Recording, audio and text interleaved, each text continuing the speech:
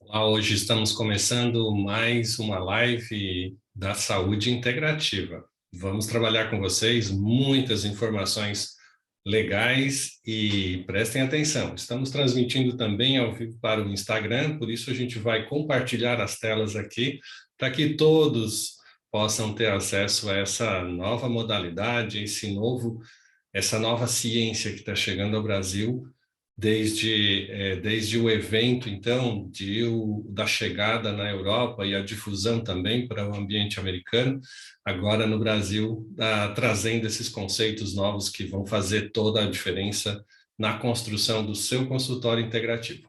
Fique conosco, acompanhe conosco que nós vamos já iniciar os trabalhos de divulgação aqui de mais uma live da saúde integrativa direto pelo Instagram e compartilhando aqui com você também.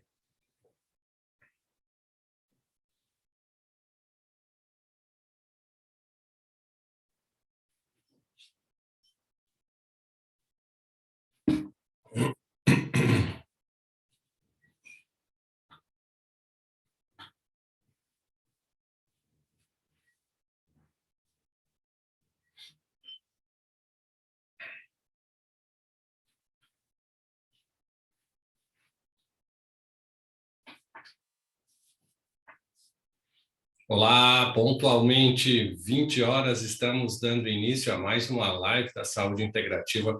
Você que está aí nos assistindo, seja muito bem-vindo. Você que vai assistir a gravação depois e a edição, seja também muito bem-vindo. Tenha um bom proveito, tenha uma excelente noite. Estamos agora já recebendo os nossos amigos aqui para mais essa noite dentro da nossa jornada de conhecimento para a saúde plena. Saúde plena que começa, claro, com uma boa avaliação clínica e o prescritor, o profissional da saúde que está nos acompanhando, seguramente vai ter aí uma grande quantidade de informações ao longo desse mês, em que nós estamos fazendo lives diárias, exatamente para poder levar toda essa bagagem de conhecimento que nós construímos ao longo de uma carreira relativamente longa, né? De mais de 30 anos aí de estudos, e trazendo agora, compilando todas essas informações para que você possa ter acesso a uma nova visão, uma nova ciência da saúde aqui no Brasil. Então, seja muito bem-vinda. Hoje, bem-vinda, bem-vindo. Hoje nós vamos falar, então, sobre o que avaliar em seu paciente dentro do consultório clínico. Então, você que é profissional da saúde, seguramente já se deparou com a situação por onde começar, né? O paciente chega no seu consultório e aí você se imagina, bom, e agora? O que fazer com esse paciente? Como iniciar uma avaliação? Como abordá-lo de maneira a obter o maior número de informação desse paciente possível e, com isso, claro, fazer um planejamento terapêutico adequado para esse paciente.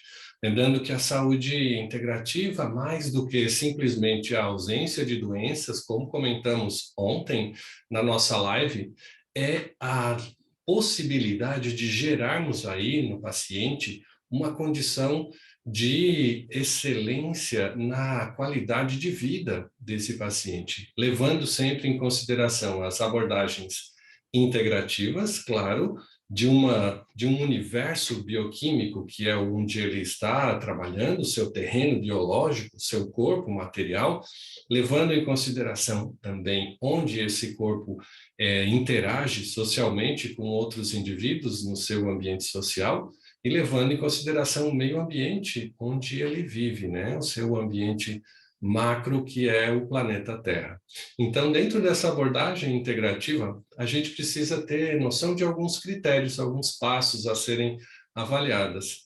E essa avaliação seguramente passa por um protocolo, uma metodologia que se pode aplicar exatamente para garantir que a gente tenha desse paciente o melhor e o maior número de informações possíveis para que ele possa, a partir destas informações, nos garantir aí o acesso a esse contexto para uma prescrição adequada, para sabermos e conhecermos a fisiopatologia desse paciente, para sabermos as condições às quais ele é submetido e que podem estar interferindo diretamente com a saúde clínica desse paciente. Então, o que avaliar no seu paciente em consultório integrativo é, sem dúvida, um grande desafio para quem está habilitando-se a trabalhar no consultório dentro dessa nova abordagem da ciência integrativa. E aí a gente trouxe alguns quesitos aqui, 6 quesitos para ser mais exato, 6 necessidades de observação para que a gente tenha uma boa avaliação do paciente e possa formular com isso um bom protocolo, uma boa estratégia terapêutica para os nossos pacientes. Primeira delas, vamos começar já de imediato, saudando aqui todos os nossos colegas, todos os nossos fãs que estão aqui participando conosco. Professor Paulo Pardi, muito boa noite. Cris Sierra, Évila Vasconcelos, seja muito bem-vinda aqui, Évila, ao nosso bate-papo na nossa live, na nossa segunda live dessa sequência de lives que estamos trabalhando aqui com vocês, os conceitos da saúde integrativa. Então, sejam todos muito bem-vindos. Começando já, de antemão, com o nosso primeiro quesito, como avaliar bem o paciente dentro de um consultório integrativo. Essa abordagem, ela passa pelo primeiro dos conceitos, que é a avaliação e monitoramento fisiopatológico. Como é que a gente pode fazer isso, né? Como avaliar e como monitorar o paciente em relação às alterações fisiopatológicas que ele apresenta ao longo do tempo? Normalmente a gente emprega um questionário, chamado questionário de observação, ou questionário de resposta fisiopatológica. É um critério de autoavaliação, no qual o paciente é uma ferramenta que nós construímos dentro do método que a gente desenvolveu a partir de toda a nossa história clínica. E esse questionário de avaliação fisiopatológica permite que o próprio indivíduo já se autoavalie, possa se olhar e possa se perceber em termos da sua resposta fisiológica. É como se ele olhasse para si próprio e, a partir desse olhar, pudesse, então, desenvolver uma série de raciocínios pensando, poxa, o que é que eu estou fazendo que está gerando essas informações, esses sinais, esses sintomas associados à minha conduta de vida? Então, esse questionário, a aplicação desse instrumento, é extremamente didática, porque o paciente é guiado através de uma série de orientações, nas quais ele percebe, com sugestões de eventos que podem estar diretamente relacionados àquele sistema, e aí a gente utiliza nesse questionário um particionamento exatamente para que possa facilitar a compreensão do paciente na resposta que ele vai estar direcionando para aquela pergunta no questionário. Então, é muito interativo, em que o paciente pode se analisar e permitir, então, com isso, que ele, começando a se observar, já faça parte da conduta integrativa que vai ser aplicada no futuro. Então, envolver o paciente, fazer com que ele possa perceber os seus próprios sinais clínicos é essencial para que ele possa garantir aí uma saúde plena no futuro, depois de aplicado os nossos protocolos terapêuticos. Veja que, sem que haja um envolvimento do paciente, dificilmente nós chegamos a uma saúde plena, uma saúde integral desse indivíduo. É necessário que ele não só se envolva, como ele também perceba as suas próprias gêneses que levam àquelas condições de ocorrências sintomatológicas. E ele vai percebendo, sabe? É muito interessante quando a gente aplica o questionário, e ele tem toda a liberdade, ele recebe esse contexto de avaliação antes mesmo de chegar no processo de avaliação anamnésica no consultório. Então, é um ambiente em que ele pode estar calmo, tranquilo, sereno, respondendo dentro da sua própria linguagem e avaliando-se por sistemas as condições às quais esse sistema é apresentado. Então, ele vai se analisar desde sistema nervoso central até os órgãos periféricos, em que ele vai falar sobre a sua energia corporal, sobre o seu humor, sobre as condições que alteram esse seu humor, através de modificações de alimentação, quais os alimentos que ele percebe que fazem alterações dramáticas na sua conduta de vida. Todas essas informações também são associadas a um conjunto de observações. Ah, eu tenho uma alteração, uma dor específica na articulação. E essa dor começou quando? A partir de qual ocorrência social, a partir de qual ocorrência biológica essa dor iniciou? Então, tem todo um conjunto de informações que o paciente mesmo começa a se integrar e se avaliar. Muitas vezes, sabe, que é muito frequente no consultório, você que está nos assistindo e que já trabalha com o consultório, em que o paciente chega no consultório e agora? O que é que eu vou falar, né, para o avaliador clínico, para o profissional da saúde? E acaba subjetivamente se introspectando e não conseguindo falar todos os sintomas que ele apresenta. E isso é uma dificuldade quando a gente tem esse momento tão curto de contato direto com o paciente, né?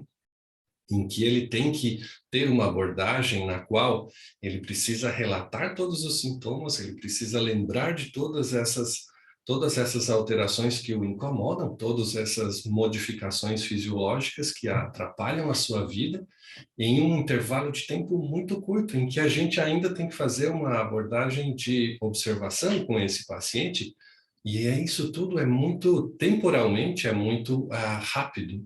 E com a aplicação, então, dessa ferramenta, desse instrumento, que é o questionário de observação fisiopatológica, ele próprio se enxerga, ele se avalia, ele tem a possibilidade de anotar todas essas informações. É muito interessante que você, enquanto profissional da saúde, também desenvolva ou utilize nossos instrumentais para avaliação pessoal. Então, a avaliação e monitoramento fisiopatológico é importante. E esse instrumento é uma ferramenta para o qual a gente consegue obter todas essas informações. É interessante também o monitoramento, a avaliação inicial e o monitoramento, porque quando ele responde o mesmo questionário pela segunda vez, ele consegue então perceber as modificações em relação à sua própria melhora clínica. Então, ele, de novo, faz parte do processo de avaliação na melhora clínica, né, em que ele está, depois do tratamento, percebendo nas condições fisiológicas. E isso é um estímulo fantástico, né, para que ele possa aderir ainda mais ao processo de tratamento. Então, vejam, a gente está estimulando o paciente a se autoanalisar e está monitorando ao mesmo tempo a qualidade do tratamento que a gente está fazendo com ele. Então, avaliar e monitorar o estado fisiopatológico do paciente deve ser a nossa primeira conduta dentro de um consultório integrativo.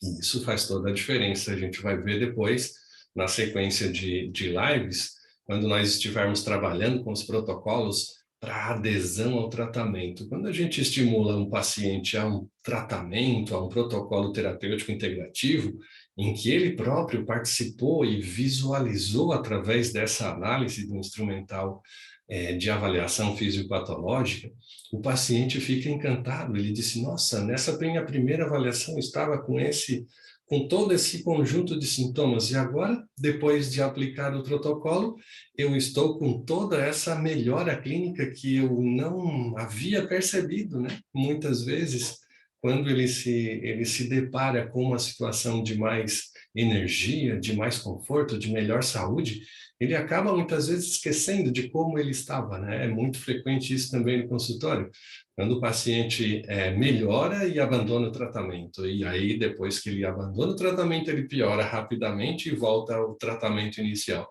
ou volta para o consultório. Então, é muito interessante que ele próprio agora, nesse momento de avaliação, também acompanhe seu desempenho clínico, né? E possa avaliar-se dentro desse contexto. Segundo quesito muito importante para o profissional da saúde dentro do consultório integrativo: anamnese integrativa.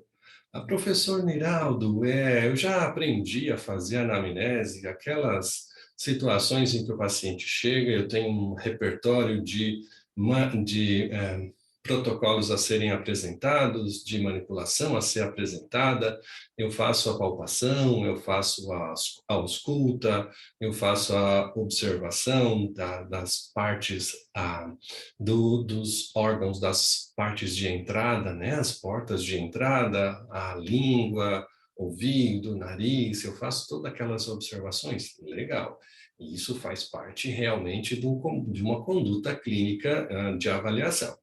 Entretanto, se nós não ampliarmos essa observação para outras situações, seguramente isso vai ser só apenas uma parte, apenas uma fração da observação do paciente. Uma parte é importante, sim, claro, porque pode nos trazer informações sobre dores e situações fisiológicas de alterações mais graves, né? Mais abruptas para o paciente. No entanto, não é o suficiente para que garanta uma observação capaz de gerar um protocolo integrativo.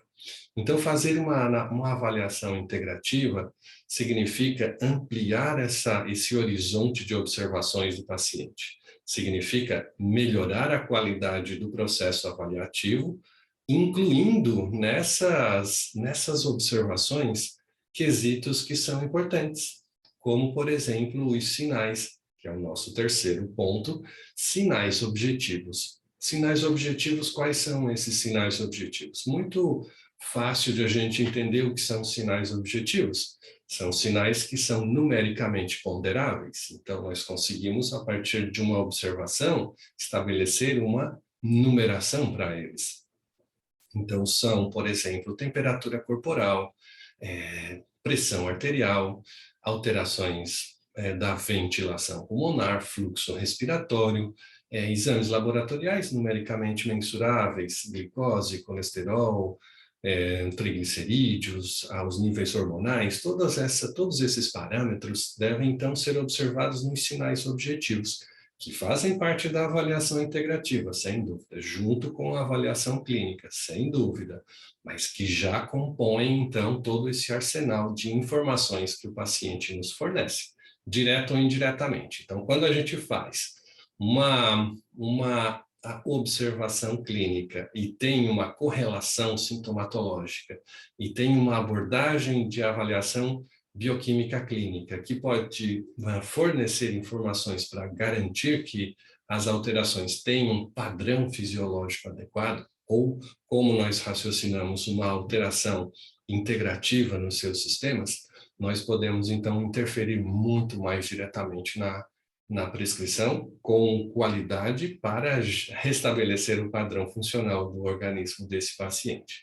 Então, de fato, a análise e observação desses sinais objetivos é muito importante para integrar todo esse conjunto, esse arsenal de informações feitas e obtidas pelo avaliador clínico ao seu paciente.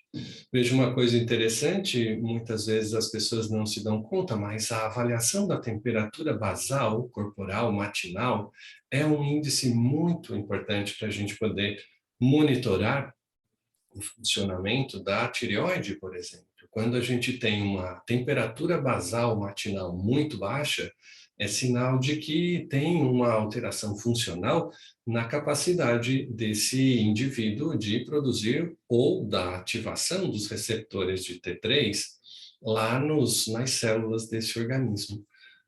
E o que tem, então, a ver o T3 com temperatura basal corporal? Olha que interessante, muita gente desconhece essa relação. O T3 é o hormônio produzido pela tireoide ou produzido pela decomposição do T4 e que age nas células através da produção e aumento da expressão de proteínas relacionadas com as mitocôndrias. Mitocôndria é a nossa unidade produtora de energia para as células. Então, quando nós estamos diante de um paciente que tem déficit na produção de T3 ou na sua funcionalidade bioquímica, na sua interação diretamente relacionada com os receptores de T3, seguramente nós vamos ter um número menor de mitocôndrias viáveis nas células. Sem mitocôndrias ou com um número menor de mitocôndrias, a célula produz muito menos energia. Energia que parte dela é dispersada no ambiente citoplasmático na forma de calor. Então, a manutenção da temperatura corporal basal é feita, em última análise, pela mobilização energética mitocondrial, que é regulada pelos níveis de T3. Então, veja, é uma informação objetiva. Os pacientes anotam a temperatura basal matinal. A gente tem esse instrumental também nos protocolos integrativos, nos quais o paciente consegue, como primeira atividade da manhã, ele acorda, desperta e já tem um termômetro no seu bidê, na sua cabeceira, e já faz a aferição da temperatura basal matinal, seja através da temperatura axilar, seja através da cavidade bucal, como ele se sentir mais confortável. Mas esse índice é importante para que a gente possa monitorar a funcionalidade da tireoide.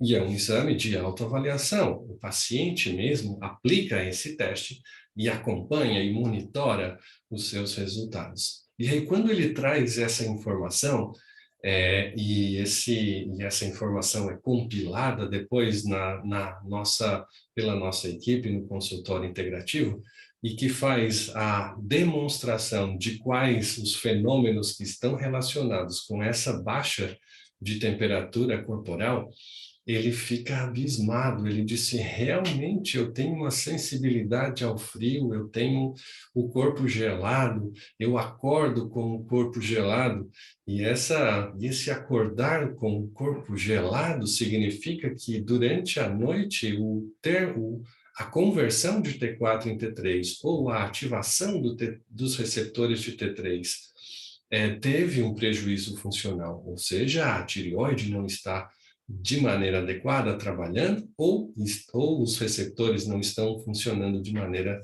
adequada. Então, é uma maneira muito direta, que é um sinal objetivo, temperatura, né? A gente pode, então, medi-la, mas que informa ao clínico, ao avaliador clínico, ao profissional da saúde que está avaliando esse paciente, como esse estado funcional tá acontecendo, né? É muito interessante. A gente tem também uma outra ferramenta muito interessante que é numericamente compilável. Então, a gente tem aí um questionário em que são carinhas, de uma carinha muito triste até uma carinha muito alegre, na qual o paciente pode, ao longo do dia, estabelecer uma dinâmica de anotar as carinhas ao longo do seu dia. E aí, com isso, veja que ferramenta interessante. Com isso, a gente consegue. Nós temos lá 7 da manhã ao acordar, 7 ou 8 da manhã ao acordar.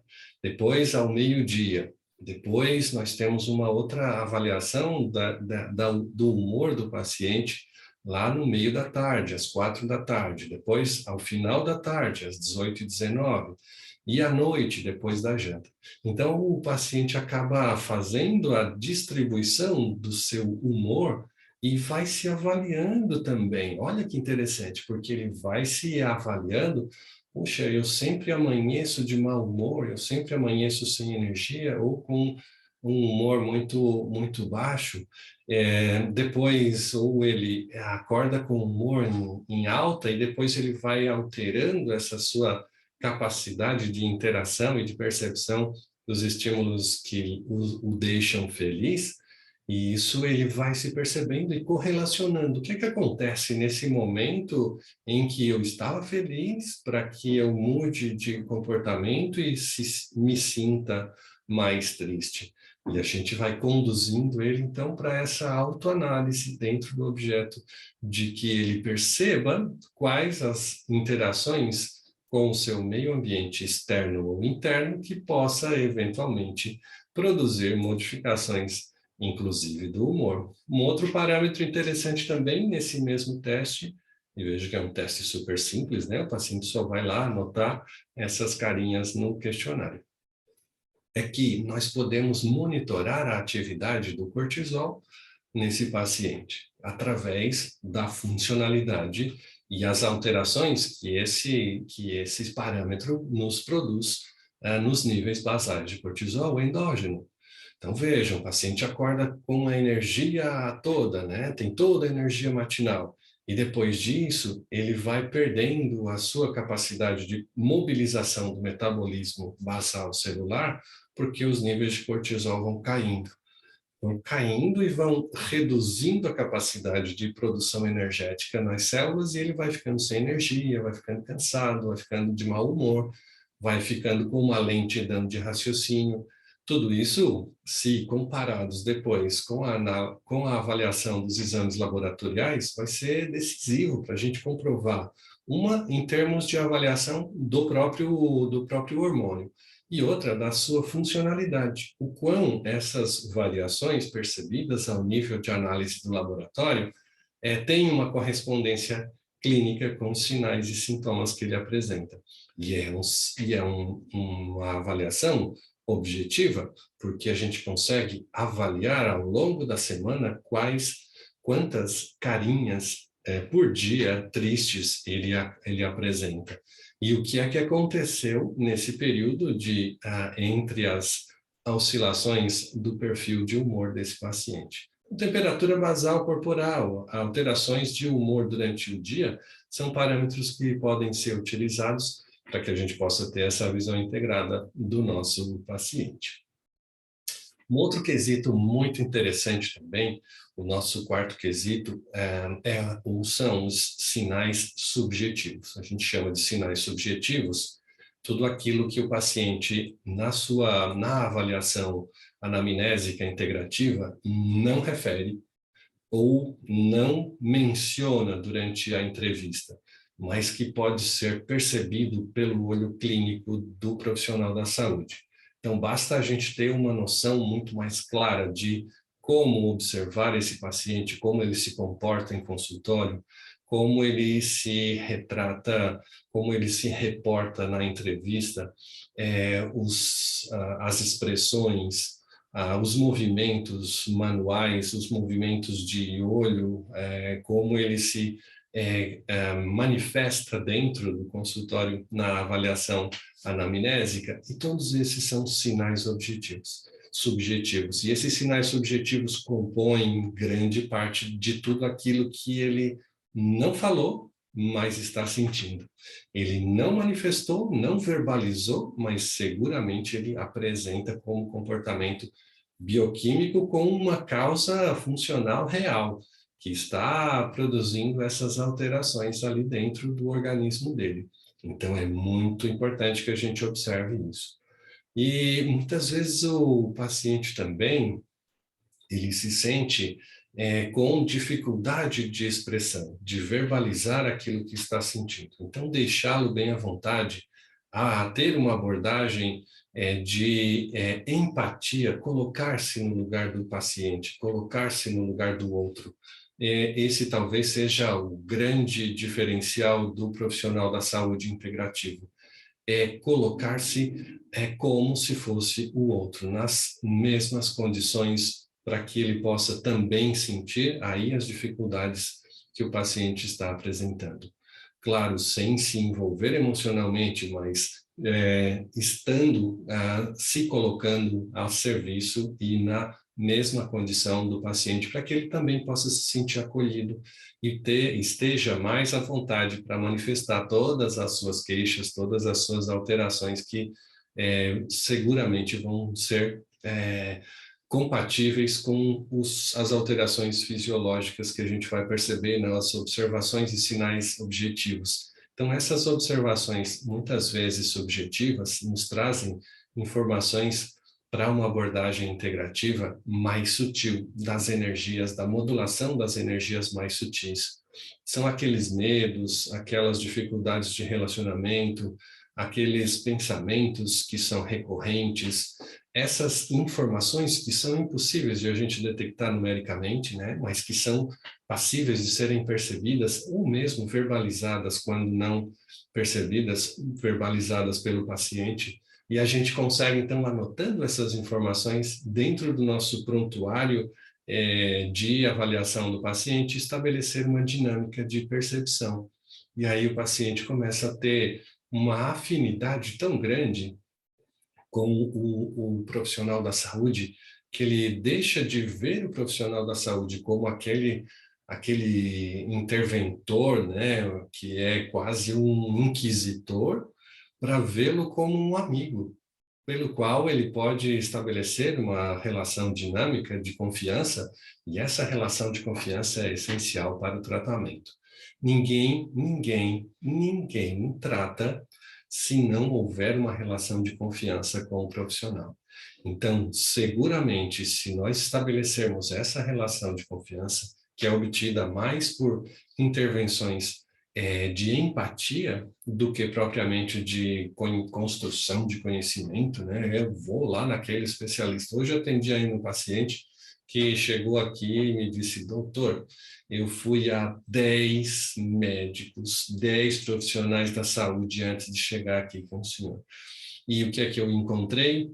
Uma arrogância, uma falta de empatia, uma falta de capacidade de interagir, de se colocar no meu lugar, que me fez desistir mesmo no primeiro momento. Eu não quis ficar no consultório, eu não quis interagir. Então, o profissional integrativo, médico, farmacêutico, nutricionista, biomédico, todos os profissionais enfermeiros, todos os profissionais que terão uma relação direta com o paciente têm que obrigatoriamente estabelecer uma relação de confiança e de empatia com esse paciente, para que a gente possa obter o maior número de informações, inclusive as subjetivas, né? Porque a gente tem nesse conjunto de informações subjetivas que regular aí as energias desse paciente. Então, monitorando essas informações subjetivas, a gente consegue estabelecer também uma dinâmica de protocolos.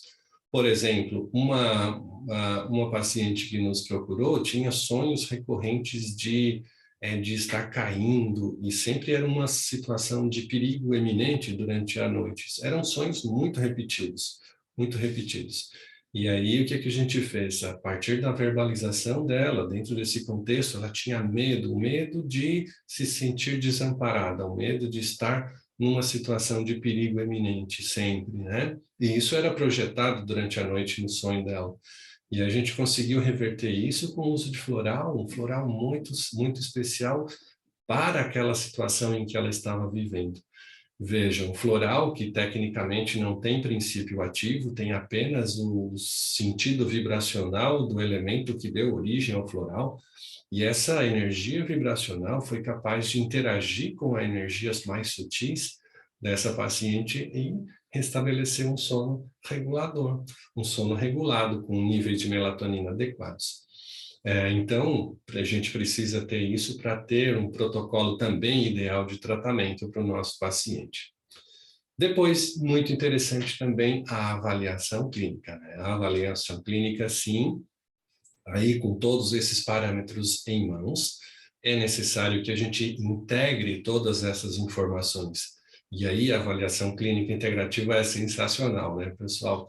A gente consegue ter uma dinâmica de observação do paciente, em que a gente monta um mapa de saúde. A gente tem vários mapas de saúde por aqui. Depois na live dessa de amanhã eu trago para vocês para mostrar o quão é impactante quando a gente vê todas as informações que conseguiu extrair do paciente no mapa de saúde, no qual nós conseguimos ter o reflexo, ter o retrato de como esse paciente está naquele momento clínico em que ele está sendo avaliado por vocês.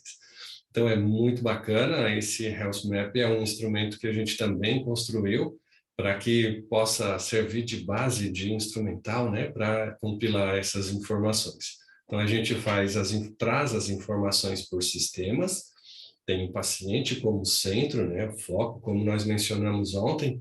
O olhar clínico do avaliador, do profissional da saúde integrativo, tem que ser o foco, o paciente e não a sua doença.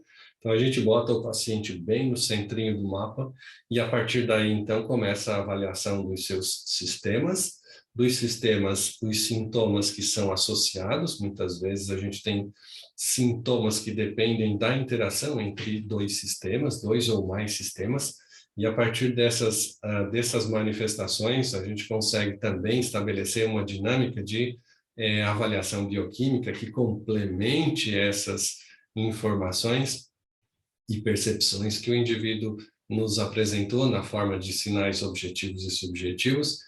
E nessa abordagem, então, da avaliação clínica integrativa, nós conseguimos ter o retrato específico do paciente naquele momento em que ele está sendo avaliado. Legal demais, porque a gente consegue, a partir desse momento em que a gente tem esse retrato na avaliação clínica, estabelecer os protocolos. Ele vai dizer assim, o mapa vai nos permitir. Mapa é uma orientação, né? Quem já andou em São Paulo sem o Google Maps, sem o Maps ali para orientar, ou sem o Waze para dizer, olha, pega essa rua, pega essa rua. O mapa serve exatamente para isso, para nos nortear dentro da conduta para estabelecer o protocolo integrativo. E é esse protocolo integrativo que a gente vai falar ao longo dessa semana. Não percam aí as nossas próximas lives, né? Nós vamos estar, então, ao longo de toda essa semana, até sexta-feira, e na semana seguinte, de segunda a sexta também.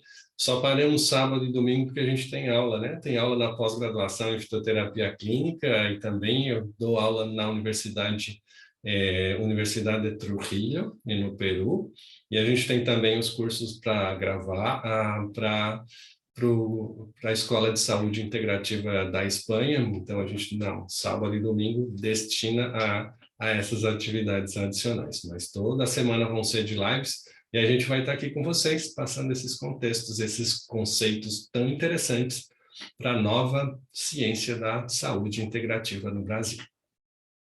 Bom, e dentro desse contexto da avaliação clínica, isso nos permite ter a dinâmica da percepção muito clara de como o paciente está e qual é a necessidade fisiológica.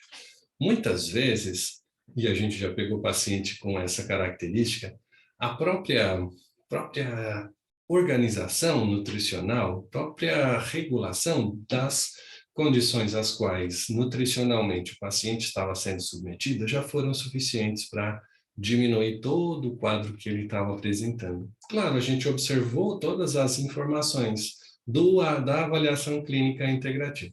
E a partir dessas informações, percebeu, esse paciente só precisa melhorar os níveis de vitamina D, precisa melhorar os níveis de vitamina B12, todos os outros parâmetros bioquímicos estão legal, estão em ordem, tem uma avaliação, tem uma inflamação subclínica persistente que é produzida por uma sensibilidade alimentar. Então, a gente suprime esses alimentos que estão gerando o quadro de sensibilidade de inflamação intestinal, e com isso a gente suplementando as deficiências nutricionais, já conseguiu reverter todo o processo. Veja que interessante esse contexto. A paciente que nos procurou, ela tinha um quadro de irritação persistente, tinha uma ansiedade, uma crise de ansiedade que era seguida de eventos depressivos, era uma paciente extremamente alérgica, qualquer elemento que ela tivesse contato, ela manifestava uma resposta alérgica, e na pele, porque o órgão principal de resposta, nariz também, né? Rinite, coceira nasal. Então, os dois órgãos principais de ataque dela eram pele e sistema respiratório. Quando ela era submetida a uma condição alérgica de sensibilidade alimentar, desencadeava um mecanismo de resposta imunológica que gerava as manifestações periféricas. Então, passava creme de tudo, passava glicocorticoide para suprimir essas alergias da pele, e usava glicocorticoide no nariz para diminuir a sensibilidade respiratória. E nada disso resolvia. Continuava ansiosa, continuava deprimida, continuava com os quadros de rinite. O que a gente fez? Primeiramente, só removeu os componentes alérgicos da alimentação dessa paciente. E isso já reduziu o comprometimento da inflamação subclínica persistente. Depois que o intestino já estava regulado, desinflamado, com uma permeabilidade regularizada, com a mucosa intestinal íntegra, repusemos os níveis de vitamina D, que estava muito baixa, e vitamina B12, que estava muito baixa. Olha que interessante, quando a gente repousa a vitamina D aumenta a expressão da enzima tirosina hidroxilase lá no sistema nervoso central e aumenta também a expressão da triptofana hidroxilase lá no sistema nervoso central. E aí a paciente começou com a suplementação nutricional proteica que a gente introduziu no contexto dela, com os aminoácidos certos. Fez com que ela tivesse mais precursores para a síntese de serotonina e noradrenalina, a partir da tirosina e do triptofano. Então, nós temos agora os precursores. Com a reposição da vitamina D, aumentou a expressão das enzimas que transformam esses aminoácidos nos seus respectivos receptores, e aí tivemos uma melhora clínica muito significativa. A paciente ficou tranquila, acabaram-se as crises de choro, as crises depressivas, porque a gente restabeleceu os níveis basais dos aminoácidos, precursores para a síntese dos neurotransmissores, e estimulou a enzima que converte esses aminoácidos nesses neurotransmissores. E com isso a gente teve uma melhora clínica muito significativa. Ela tinha uma resposta também imunológica alterada, e aí a gente repôs a vitamina B12 e ela melhorou também. Tinha uma fraqueza muscular, não conseguia fazer músculo, né? Tinha uma dificuldade de reposição de fibras musculares. Com a reposição de B12, simplesmente ela desenvolveu uma capacidade muito mais aguçada de fazer as suas fibras musculares. Veja que a gente não entrou com nenhum medicamento, a gente entrou com uma regulação alimentar e uma reposição nutricional. Não foi preciso entrar com nada quimicamente desenvolvido na forma de medicamento. Então, ela restabeleceu o padrão fisiológico funcional. E hoje ela já sabe que porque ela foi envolvida no processo, né, de tratamento, então ela já sabe, quando ela consome aqueles alimentos, seguramente ela vai manifestar uma alteração química e biológica. E aí ela já sabe disso, então ela evita. E quando ela está assim começando a cair, ela faz uma avaliação dos níveis de vitamina, faz uma reposição e com isso ela consegue já restabelecer. Vejam, a gente perdeu uma cliente, mas ganhou uma amiga de confiança, né? Aquela amiga, porque hoje ela não adoece mais, ela já sabe os protocolos nos quais ela consegue se manter saudável. E é isso que a gente quer, né, pessoal? Manter a saúde dessas pessoas, especialmente dos nossos pacientes que estão aí buscando na nossa orientação exatamente esse contexto da garantia de uma saúde plena e longeva. Por último, no nosso último quesito aqui de o que avaliar no paciente em consultório integrativo, estão a abordagem dos exames laboratoriais, a interpretação desses exames laboratoriais de maneira adequada. Porque é muito comum nós vermos nos nossos pacientes, os que chegam ao nosso consultório, os pacientes com aquele calhamaço, né, um livro, um book de exames laboratoriais que antecederam a chegada deles no nosso consultório. É muito interessante porque esses pacientes, eles passam, né, de especialista em especialista, cada especialista faz a sua avaliação, pede os exames laboratoriais, faz o seu tratamento parcial, né, do que imagina ser o caso da paciente, mas no processo coletivo de avaliação isso acaba se perdendo, e aí a paciente busca numa orientação adicional outras informações que possam melhorar a sua conduta clínica.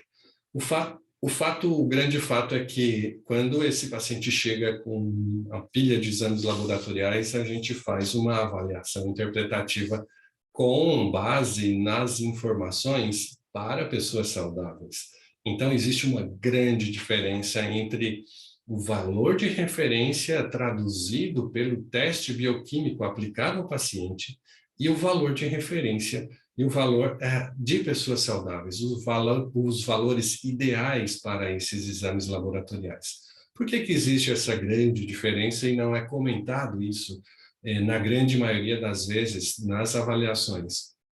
Porque o valor de referência é o teste, é o valor encontrado estatisticamente nos pacientes nos quais foram testado essas amostragens do teste bioquímico. Então, nós vamos encontrar aí um valor que é estatisticamente referencial para todos os pacientes que foram testados dentro dessa abordagem da prova bioquímica que está em curso.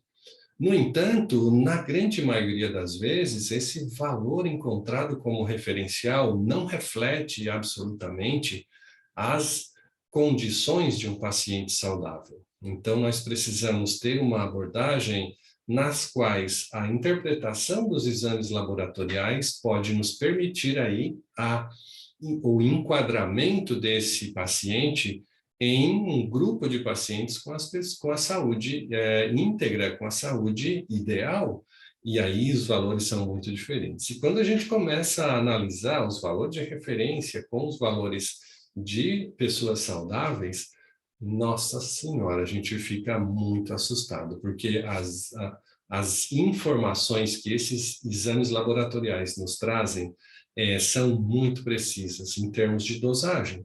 E a gente percebe que muitas vezes o paciente apresenta uma contextualização crescente de alterações e que ainda é o nosso corpo manifestando esses sinais, né, através dessas alterações bioquímicas, e ele vai nos dando informações de que, olha, algo não está bem, e vai evoluindo, mas está dentro do valor de referência. Obviamente, se nós não tomarmos conta antes mesmo que essas alterações bioquímicas se convertam em alterações ou degradações celulares, e isso gere comprometimento funcional do tecido, e esse comprometimento funcional do tecido acarrete, então, um sintoma naquele paciente relacionado à perda funcional daquele órgão, essa informação nós precisamos antecipar. Essa geração de destruição celular, nós precisamos antecipar, e quem nos pode fornecer maiores informações é exatamente uma abordagem na observação de exames laboratoriais. Esse é um dos quesitos mais interessantes para a gente poder compartimentalizar aí a existência de um dano possível através da análise dos exames laboratoriais. Veja que é interessante, se a gente tem um paciente que apresenta lá no seu exame de laboratório, de glicose, vamos imaginar, a glicose de 70 há 2 anos atrás, daí ele teve aumento de peso, teve um aumento da obesidade, teve uma vida mais sedentária, diminuiu o grau de exercícios físicos. Ele vai apresentar no segundo ano uma glicose de 90. No terceiro ano, ele apresenta uma glicose de 99.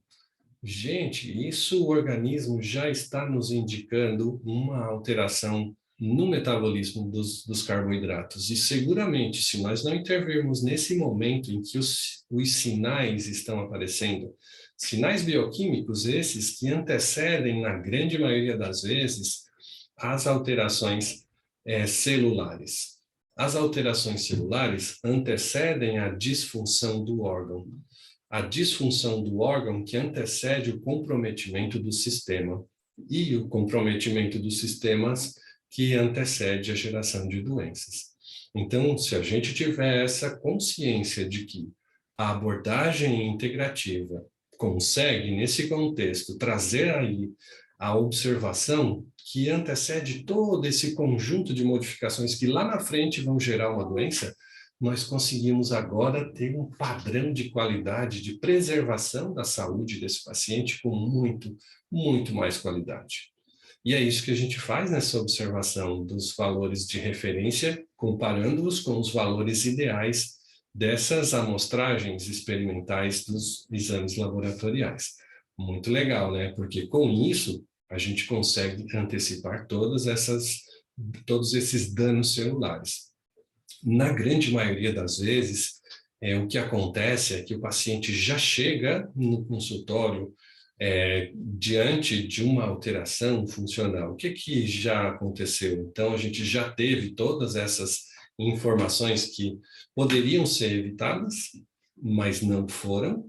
E aí, essa abordagem de análise dos exames laboratoriais, o paciente estava com 70, 2 anos depois está com 99, mais um ano depois estava com 110 e nada foi feito, para evitar que esse parâmetro extrapolasse os valores ideais do paciente, então, nesse contexto, já começam a aparecer as alterações funcionais, né? O paciente que já está com 110 de glicose já tem uma disfunção fisiológica, funcional no tecido, seja nas células beta-pancreáticas, seja na capacidade de absorção da glicose para os tecidos, regulando a glicemia. É muito interessante porque pacientes que têm uma restrição, especialmente agora durante a pandemia, né, uma restrição de exercícios físicos, que foi o grande vilão aí de todas as modificações que aconteceram durante o pós-Covid, é que a diminuição da formação dos exercícios físicos, a dificuldade que as pessoas tiveram ao acesso aos exercícios físicos restringidos pela própria situação pandêmica, né, levaram a uma diminuição na expressão de receptores de insulina. E a redução na expressão de receptores de insulina faz com que a gente tenha um aumento da glicemia.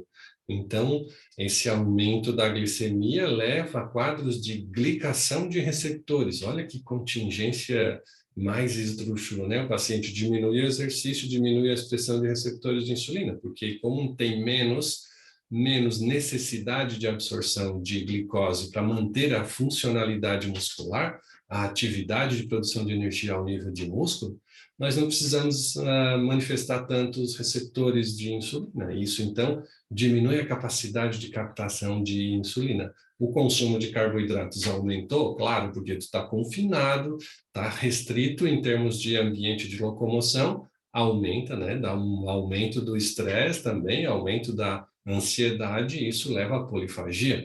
O indivíduo consome mais comida. Entre as comidas, o brasileiro adora, né, carboidratos, então é a nossa comida preferida. Então, carboidratos em excesso aumenta a glicemia. O aumento da glicemia, quando permanentemente ou persistentemente aumentada, no intervalo acima dos valores ideais, começam a aparecer estados de oxidação dessa glicose que geram, então, o que a gente chama de glicação. Glicação de receptores.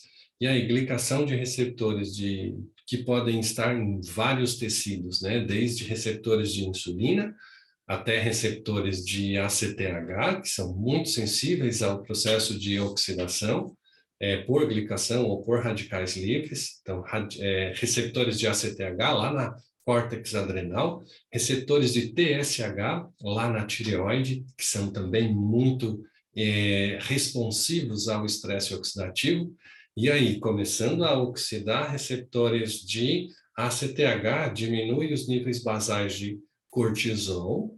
Essa redução dos níveis de cortisol faz com que nós tenhamos aí um hipocortisolismo crônico, e esse hipocortisolismo crônico reduz drasticamente o metabolismo basal celular, então diminui a queima de glicose intracelular, mais um evento que pode gerar aí um aumento da glicemia.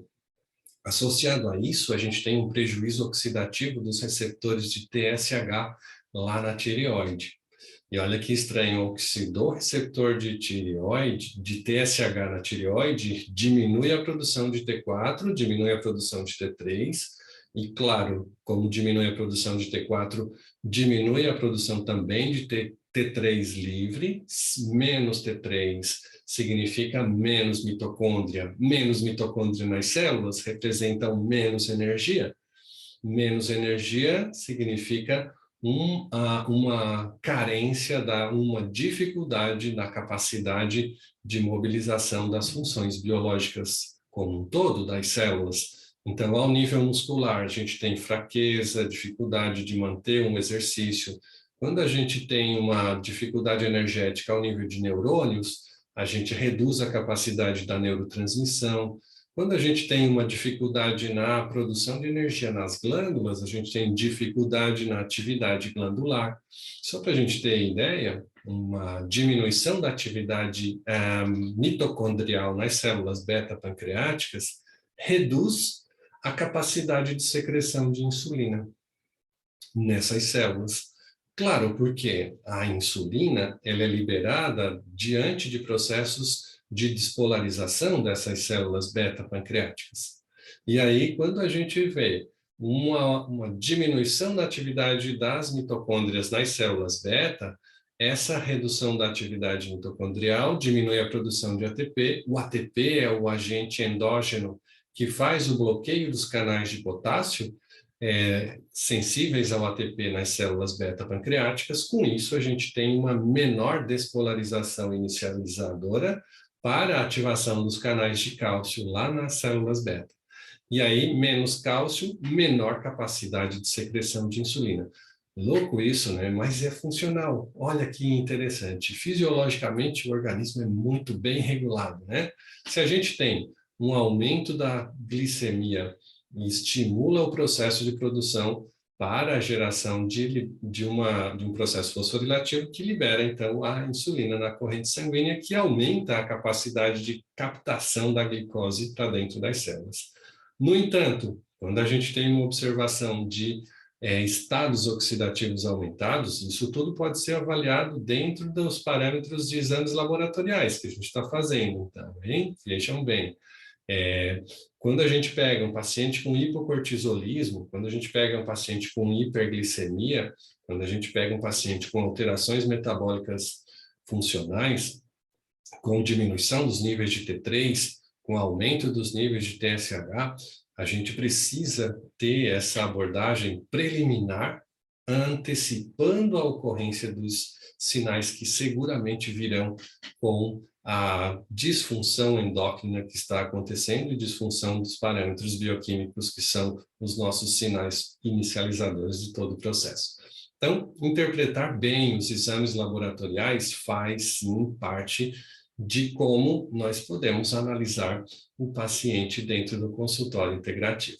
É muito legal isso, eu fico assim, sou apaixonado, né, por essa área, e o quanto de informações a gente consegue captar e o quanto de ajuda nós conseguimos mobilizar para os nossos pacientes através dessas avaliações, integrando todos esses processos e, de fato, fazendo com que a gente tenha uma reposição nutricional, uma reposição, uma suplementação com oligoelementos e um tratamento usando a fitoterapia clínica para restabelecer todos esses padrões funcionais que já estão alterados e que precisam, então, de uma abordagem muito mais pontual na recuperação desses tecidos.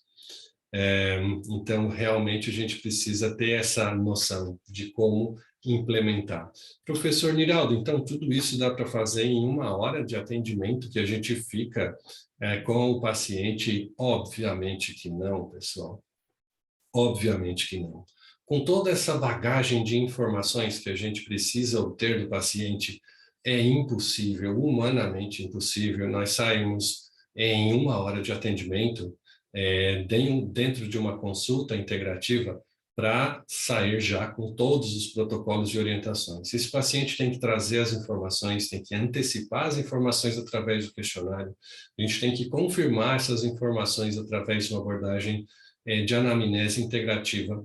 Depois disso, a gente precisa analisar os exames laboratoriais dentro de um contexto integrativo com os sinais que a gente obteve do paciente e, a partir daí, sim, gerar todos os protocolos. Orientação nutricional, suplementação nutricional, protocolos terapêuticos integrativos, exames laboratoriais adicionais que vão ser importantes para a gente complementar as informações acerca do nosso paciente.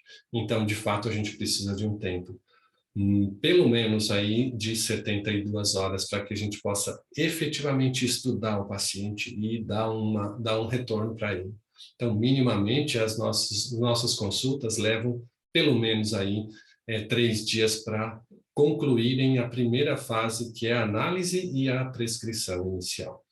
Claro que o acompanhamento, o monitoramento, ele se faz necessário pelos primeiros 30 dias. Depois disso, obrigatoriamente, a gente faz um ajuste posológico, um ajuste de dosagem, para que todas as informações que foram obtidas possam ser cobertas pela nossa prescrição terapêutica. E depois a gente prescreve, depois dos 30 dias iniciais, a gente prescreve, então, mais uma sequência de mais 60 dias, dentro das quais, em 90 dias de tratamento, seguramente a gente consegue uma melhora muito significativa.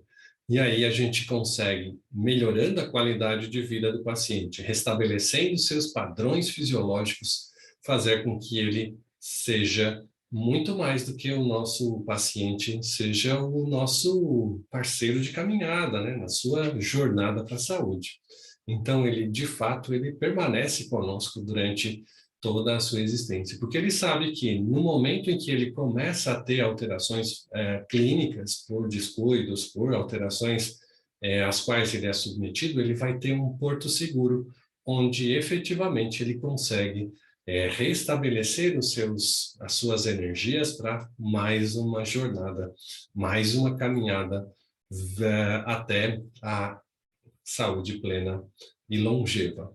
Então, era isso que nós tínhamos por hoje. Muito obrigado aí a presença dos nossos internautas, e a gente está, então, disponibilizando, a partir das próximas lives, já um conteúdo adicional para os nossos canais de divulgação, para que todos vocês possam, então, se gostaram, compartilhar com seus colegas, chamando-os para as lives que ocorrerão ao longo desses próximos dias, semanas, inclusive, e para que a gente possa divulgar essa mensagem, uma mensagem de saúde, uma mensagem de paz e uma mensagem de vida mais plena para todos os nossos pacientes.